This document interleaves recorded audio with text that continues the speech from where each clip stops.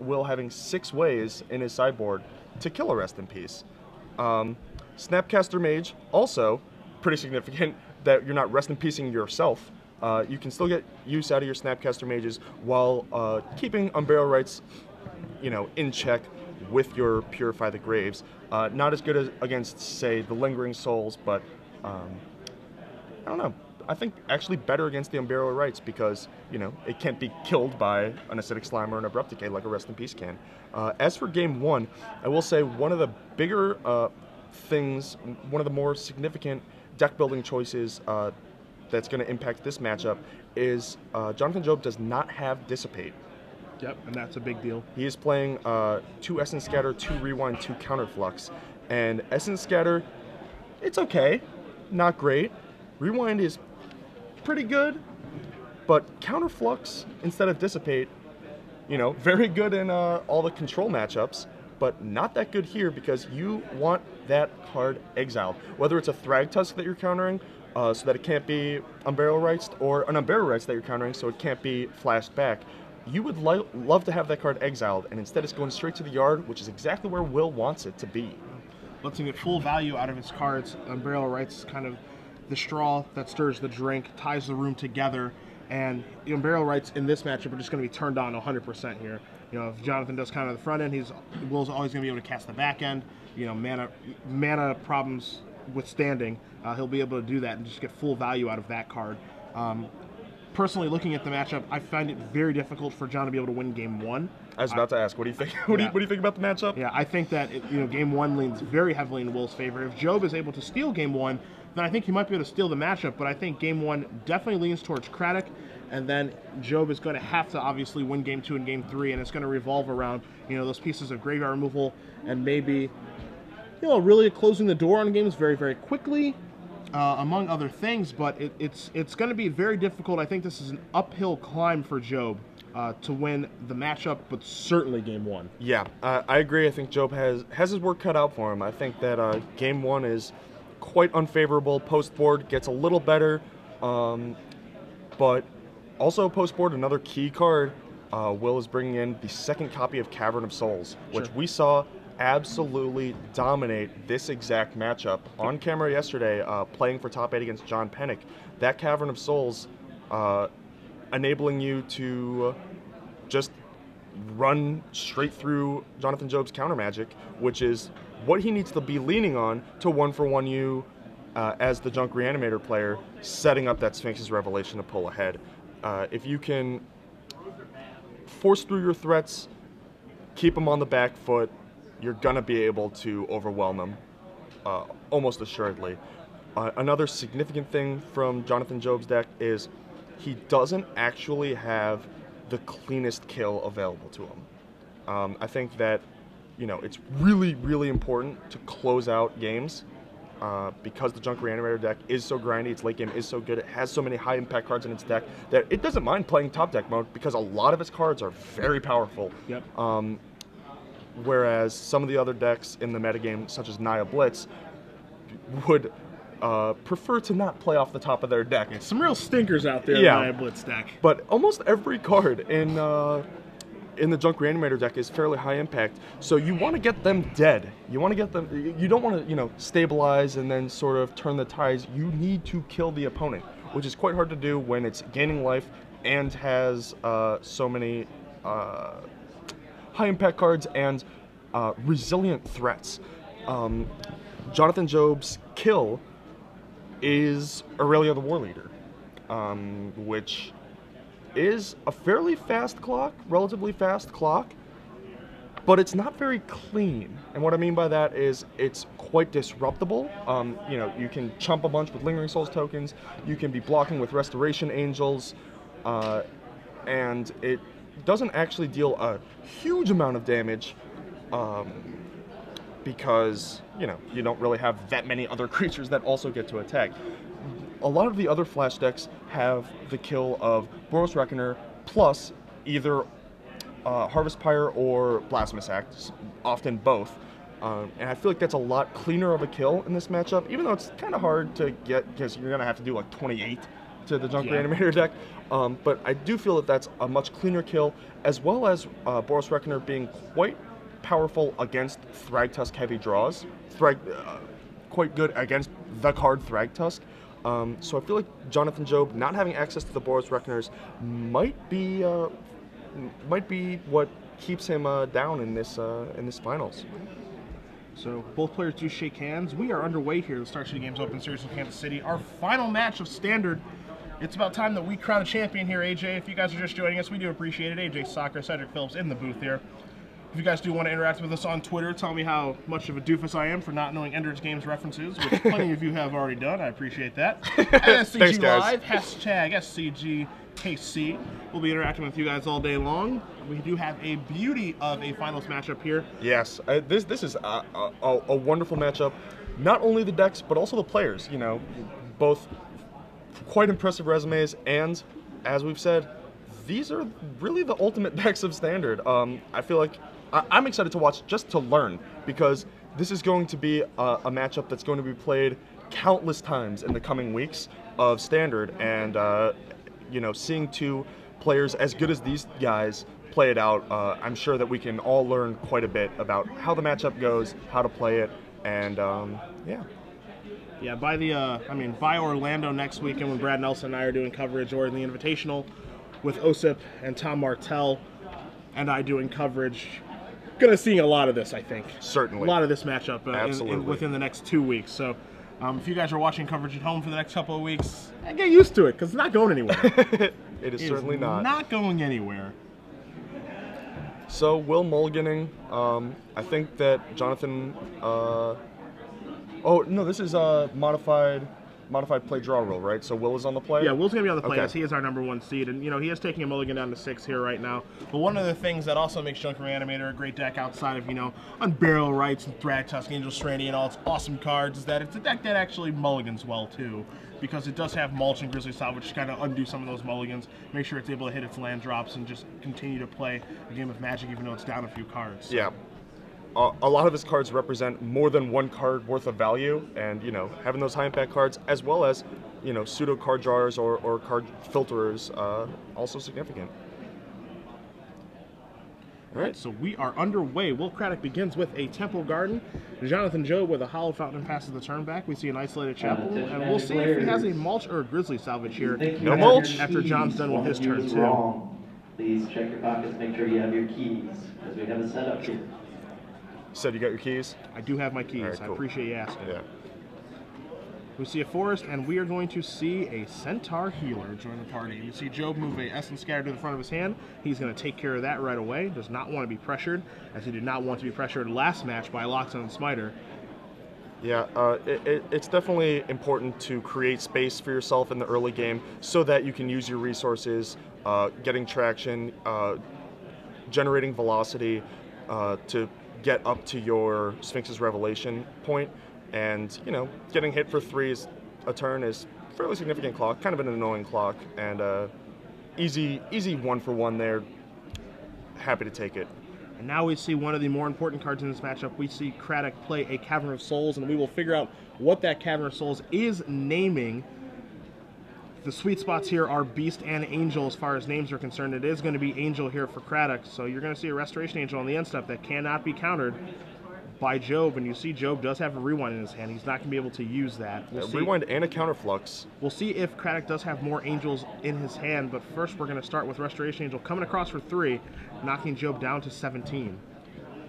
This is the type of game state that Jonathan Job is the most comfortable in. The type of game that could be happening that Jonathan Job is the happiest with. The alternative being a graveyard-oriented draw.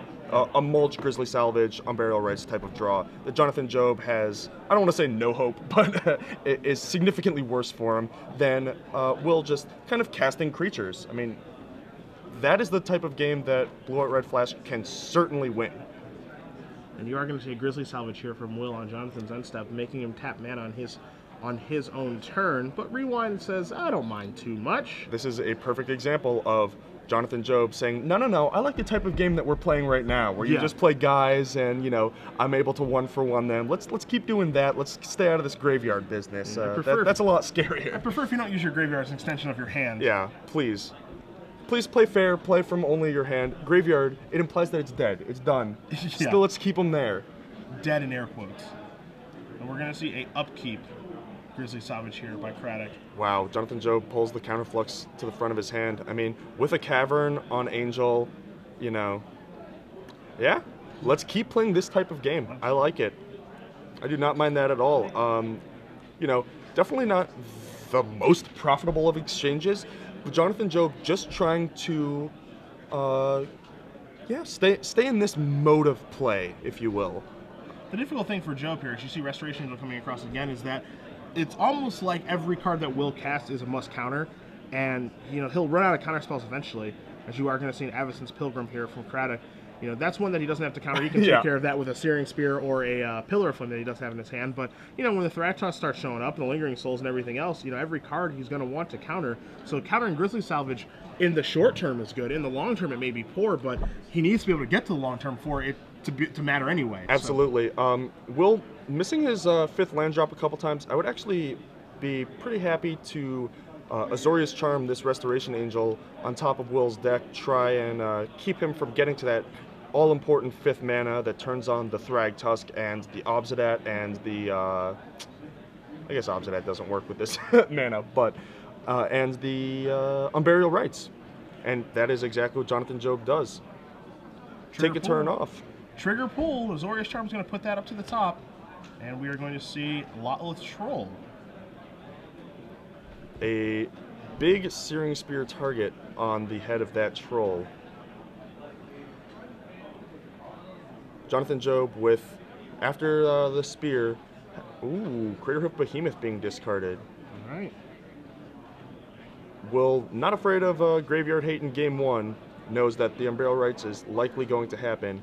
Jonathan Job flooding out a little here, but I mean that's going to happen when you use your cards as 1-for-1s rather than creating velocity by cycling your charm, digging towards those Sphinx's Revelations, and think twices to get you traction in the game. Yeah, that is to be expected. Jonathan Job set this game up where he basically needed to peel, but he knows the matchup. He knows he's not favored, and he knows that he's going to have to do something significant to win the game. So now you see Craddock finally just draw the 5th land in Overgrown Tomb. Going to push himself down to 18th. Cannot cast Unburial Rites fast enough. We're not sure what the target is on that, but it's not going to matter right now. Likely the Hoof, if I had to guess. As Snapcaster Mage with a Counterflux is going to take care of the front end of that Unburial Rites. The problem, of course, is the back end on that, which makes it such a powerful card, as Job does draw a timely Restoration Angel, and he does have enough mana right now to play Restoration Angel, blink that Snapcaster Mage, and rewind. Again, Will doing a good job of using his 2-for-1s while Jonathan Job is trying to 1-for-1 but can't quite keep pace. And because it's a Craddock Behemoth, a hasty creature, he actually did it. Will cast the Unburial Rites pre-combat, which actually lets the Restoration Angel from Jonathan Job threaten a block on Will's and saves him 3 points of damage there. Yeah, so he's not able to attack, and so we have a bit of a Restoration Angel standoff. We'll see if Craddock's able to play another Unburial Rites if he has one. And as he reaches towards his mana a little bit, you see him tapping 5, and you have another Unburial Rites here, targeting, which is likely to be the Craterhoof Behemoth, a card that we'll bring up on screen for you guys. You've got the trigger, and you've got the beatdowns. Sin is Jet, Cedric. I suppose know that reference? Yeah. What's that one? Final Fantasy X. Oh, okay, I do know that one. Okay, good. Yep, I do know that one. Okay. Doesn't Craterhoof Behemoth look like Sin? A little bit, yeah. Yeah. All right, I'll give it to you. Thank you. As you do see a double block there, Craterhoof Behemoth on the screen. Supreme Verdict in hand, but that does not answer the back end of the Unburial Rites. Once again, Unburial Rites, double duty. Is a really good Magic card. Yeah, it's very good. It's currently my pick for best Magic card in the format. It's in the current not format that bad. we're in. As you do see, Umbrella Red Stark and Greater Behemoth, and Sin is Jack. Sin is Jack. I see what you did, and bang, it is over. Craddock up a game here over Jonathan Job, as we are going to cut back to the booth, because it is trivia time once again. It means I need to like sit up. Yeah, you can do whatever you want, it's fine. Stop doing my change your hair color, whatever, like no big deal. beanbag impression. I'm just like slumped over watching the game. It is time to give away a full year for those of you guys who have woken up early with us. You get to read our articles. You're premium, right?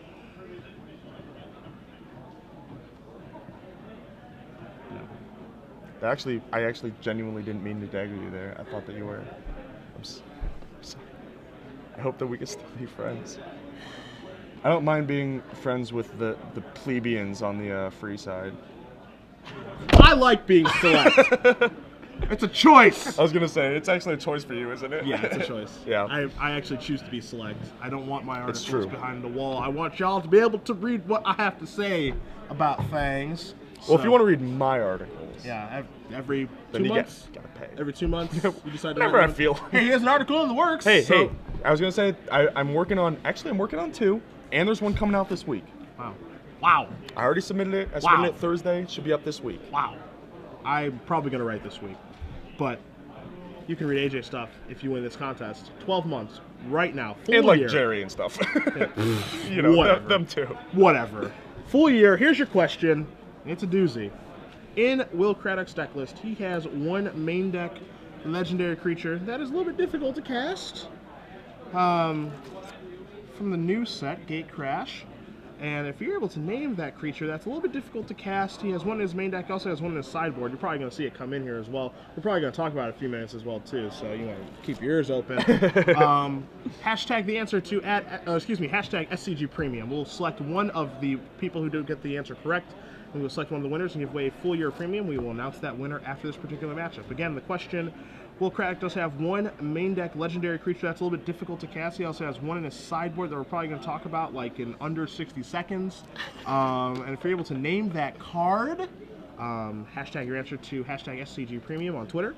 We'll select one of the winners. Again, it's about accuracy, not speed. This is no contest here. And we will give away 12 months premium. So Jonathan Job likely bringing in his third copy of Supreme Verdict to keep Will's creature count down. You know, stop the beatdowns a little, not get absolutely value towns by Lingering Souls. But Will has a pretty interesting answer to the Wrath of God variant in the form of Obsidat Ghost Council. Pretty good card, tough to cast. Legendary, so even though he does have two copies post-board, he's not going to be able to cast them both as one of your opponents did on your stream in a limited game, I believe. That is true. That was impressive. That did happen. That was impressive. What's better than one? Obsidat Ghost Council. Two of them. Two of them. Two of them. That is something that can occur. I would not recommend it, but hey, it is within the rules to be able to cast a Yeah, second there's no one. rule against it. There's certainly no rule against it. Taking a look at Craddock's sideboard, he obviously knows that Job has, does he have, actually, does Job not have Rest in Peace? He does not. He has Purify and he has Torment Purify. Script. Okay, so he has Yeah. Purify and Torment Script. So normally what you find in this matchup is you see people boarding their Acidic Slimes, their Abrupt Decays to take care of those Rest in Peace. And that's normally what a Junk Reanimator player has to do, is they have to hedge against those cards and board them in against the person that has white mana. Because both players have access to deck list, and we have deck list in front of you, and you guys see the sideboards on the screen, that's not something that Craddock has to do. Yeah. As a result, he can kind of just play a normal game of Magic again against Job's deck. You know, he doesn't have to be wary of the 2 Purify the Grace and the Torment Script, but he doesn't have to worry about the backbreaker that is Rest in Peace. As a result, he probably is just going to board in that Obsidat and the Cavern of Souls and probably move on with his life. Maybe he does select the board in maybe an Acidic Slime, maybe Deathrite Shaman or Abrupt Decay, but I would be a little bit surprised if that does happen.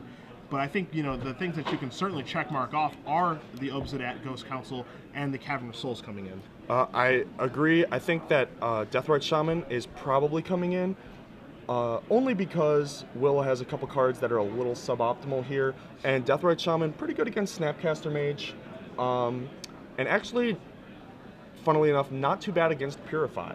Yeah, that's true. You know, if you get one thing purified, and then you use it on another, you Deathrite the other side of it, and then they have to use it right away, and then you can, you know, go back to the graveyard right away. Not the most significant interaction, but it does come up from time to time. I think Deathrite's main purpose is A, an unblockable clock, that can't be Azorius Charmed, and Snapcaster Mage protection. Now, one of the things you do have to be careful with in your sideboarding for this deck, again, is, you know, it is kind of like a combo deck. Combo wouldn't be the best way to describe it, but it is a deck that is based around an engine, and how much do you want to dilute that engine is a good question. Now, cards that Will can sideboard out here, you know, Lawless Troll is a card that I don't think is very exciting in this matchup. You're not sure if he wants to keep in the Craddock of Behemoth combo kill. He's definitely going to want to leave Lingering Souls. Does he want Craddock of Behemoth as well? You know, that's kind of a question that he has to ask himself. Centaur Healer, also a little bit weak here, but he does want to get things started right away. So, you know, a 3/3 is actually pretty good with a deck that's full of Snapcaster Mage and Augur of Bolas. Can't get through Restoration Angel, of course, but you do want to get the clock started at some point. So what he does elect to sideboard out will be interesting, but he definitely has plenty of things to sideboard in. That is definitely true. And on the other side, I've already kind of went over John's sideboarding, but really gonna have to lean on these graveyard hate cards, because as good as Sphinx's Revelation is at, you know, outcarding the opponent, it actually can't like race down an Unburial Rites on its own.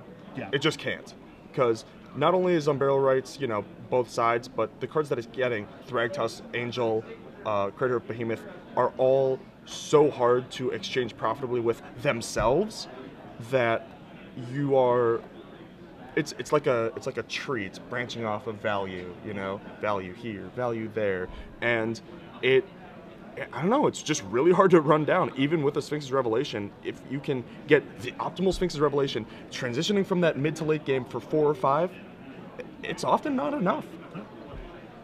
So you see both players are happy with their 7 cards. Job is going to lead off with a Hallowed Fountain, while Craddock starts with a Temple Garden. So we are underway here in Game 2 of the finals between Jonathan Job and Will Craddock, Junk Reanimator versus Blue Red Flash. You see Job has a couple Sulphur Falls in his hand, also the Desolate Lighthouse, and it looks like we're going to see an Augur of Bolas here. So we'll see if Job is able to find a Purify the Grave off of this, as he reveals Augur of Bolas, Sacred Foundry, and Detention Sphere. Bottoms up, bottoms up. Yep. That is another interesting point, talking about Purify versus the other graveyard hate available, namely Torment's Crypt and Rest in Peace, is instead of breaking off with your Augurs, you can actually use your Augurs to search for them. You do see a main phase Grizzly Salvage here, revealing Lawless Troll, Grizzly Salvage number 2, Mulch, Thragtusk, and an Overgrown Tomb. And the reason you see that is because in Game 1, we saw that Job was very willing to fight over Grizzly Salvages with counter magic, and Will understands how important that card resolving is to his deck, so he's just going to cast that right away. Looks like he is moving Lawless Troll over to go to the hand here, and the other 4 will go to the bin. Signifies that he probably has enough lands right now that he's happy. What we're seeing here is just 2 very good players properly assessing how the game is going to play out and what's important and what's not.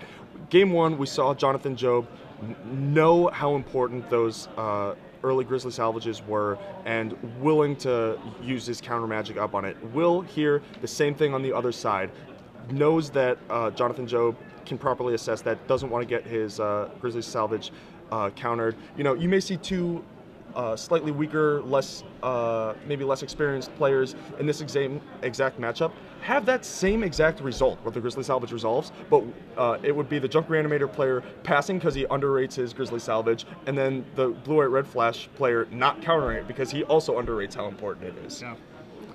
So we do see Craddock has elected to leave in at least 1 Centaur Healer, pushing us up to 22, putting a 3/3 in the way of that Augur of Bolas. Job does take the opportunity to resolve a Think Twice. You see, he did draw in Aurelia the War Leader off of that. That's one way, again, for him to close the door very quickly on this game. And you also see a Counterflex in his hand as well. So Job wants to get to that 6-mana sweet spot and really just get this game over with as fast as he can, as I don't think that a long game is one that favors him. He needs to take control momentarily and then close the door as fast as he can, and Aurelia is a card that allows him to do that, as we do see Craddock looking to attempt to resolve a Mulch here, and Job is going to give this some thought. Yeah, this is a crucial turn, a crucial play. Jonathan Job does let it go, but he definitely thought about it there. I think that if that were a salvage, that Jonathan Job would have pulled the trigger. I think that Mulch is a lot less threatening, and because it doesn't represent 2 threats, it represents, you know, the graveyard thing and a little card advantage, but it's the double threats that that Jonathan Job's worried about, and so he chooses not to use it, instead using his mana to flashback that Think Twice. And off that mulch, you saw Craddock did take 2 lands to his hand. The cards that go to the graveyard, which are more important, are Craddock Behemoth and Angel Serenity. So he did leave in the Behemoths, at least one of them, and I mean, I have to say I agree with that. You know, if you Cavern of Souls Beast for your Thrag Tusk, then you enter the late game, you Crater Hoof Behemoth off of it. That's a pretty powerful sequence. It's a pretty hard to beat sequence. Yep. So you see Job is going to play a Desolate Lighthouse for the turn. You see his hand is a little bit full of lands here, but he does have that Aurelia, does have that Counterflux. Looks like he has a Snapcaster Mage as well right now. Well, if you are a little flooded, Loot House is a good card to have. Yeah, can't complain too much. As Craddock does draw a card here. Taking a look at his options. A lot of cards over there in Will Craddock's hand, but he's going to start with Centaur Healer coming across. Augur Bolus is going to jump in the way here. Poor Augur just always bricks off and then chumps. Yeah. that's his lot in life. People wonder why I don't play blue. I'm really interested in crappy cards like that. That's his calling. That's his destiny. Yeah. And you see Craddock Fifth is going lands. to play Forest, and Acidic Slime is going to bite the Counterflux. Yeah, I mean, a must counter. Will not having one of his 2 Cavern of Souls to force that through, kill the Lighthouse, and which would also cut down on Jonathan Job's ability to A, do 2 things in a turn, and B, Revelation to pull ahead into the as we're sort of entering the end stages of the mid game. You see Job does have his 6th land and his 2nd source of white mana for Aurelia, but he's electing not to cast it.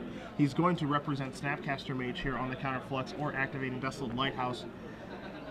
I think if he didn't have one of those, he would have cast Aurelia, but since he can use his mana, whether Will plays something that he can counter or not, then this makes it a lot better for him to just take the turn off of Aurelia. Now you see Craddock does play a Cavern of Souls. I'm going to guess that's Naming Spirit, AJ, as Obsidat is come to town. Well, from his colored mana sources, we can actually confirm without hesitation that it is indeed Naming Spirit.